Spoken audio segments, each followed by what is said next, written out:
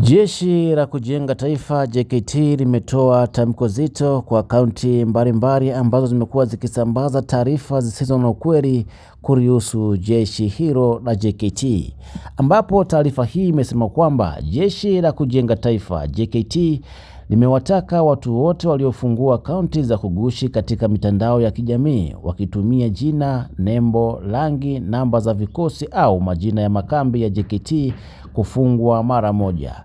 Kwa mujibu wa taarifa zilizotolewa na Kurugenzi ya Mawasiliano ya JKT, mtu yeyote atakayebainika kuendelea kutumia akaunti hizo atachukuliwa hatua kali za kisheria. Taarifa hiyo imetolewa hivi karibuni. Kumejitokeza watu wasiojulikana kufungua akaunti bandia katika mitandao mbalimbali ya kijamii wakitumia utambulisho wa JKT na kujifanya ni sehemu ya jeshi hilo. Akaunti hizo zimekuwa zikichapisha maudhui yanayoweza kuleta taharuki kwa jamii kuhusiana na shughuli zinazotekelezwa na JKT.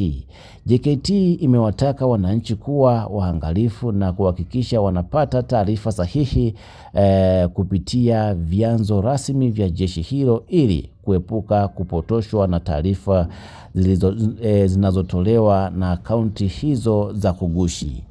Bwana, hii ni taarifa kutoka kwa Jeshi la Kujenga Taifa JKT, ambapo kumejitokeza na akaunti mbalimbali kwenye mitandao ya kijamii ambazo zimekuwa zikitoa taarifa ikionekana kama zinatolewa kutoka kwenye Jeshi la Kujenga Taifa JKT, lakini kumbe sio kweli. So jeshi hilo limetoa onyo kali kwa wanaotoa taarifa, lakini pia limetoa angalizo kwa wananchi kuwa makini na akaunti hizo kwa sababu hazihusiani na jeshi, lakini pia wananchi waweze kufuatilia vyanzo rasmi kutoka JKT ili waweze kupata habari ambazo ni za uhakika kutoka kwenye jeshi hilo la Kujenga Taifa JKT.